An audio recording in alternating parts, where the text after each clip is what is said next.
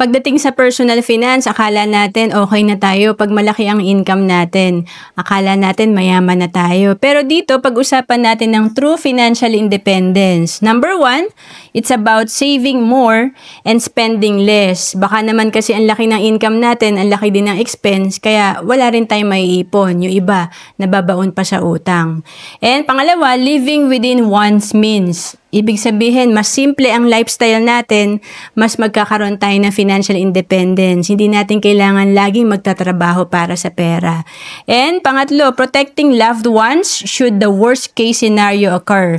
Ibig sabihin, kung breadwinner ka na kagaya ko, malaking bagay na meron tayong life insurance or income protection. Something happens to us, mga breadwinner, merong instant money na marireceive ang ating pamilya kung meron tayong sapat na life insurance. And systematically reducing and eliminating debt. Siyempre, ang utang, ito yung anay na sumisira sa ating financial house.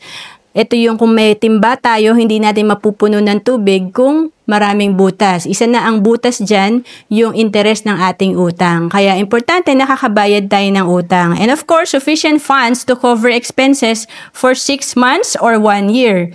Ibig sabihin, meron tayong emergency fund para in case na mawalan tayo ng trabaho or magka-problema tayo sa negosyo, meron tayong magagamit na pondo para sa mga responsibility natin sa pamilya natin. And long-term savings that protect you and your family for life. Siyempre, importante rin, meron tayong multiple investment. Para itong investment, pag nabibuild natin, ito yung asset na magbibigay sa atin ng passive income. Sinasabi na money working for you. And magkakaroon tayo ng peace of mind pag tayo ay may ipon, may emergency fund, may sapat na insurance, at maganda yung cash flow natin. And to know more about savings and investment, message mo lang ako sa Facebook, Ro Ancelis Capistrano.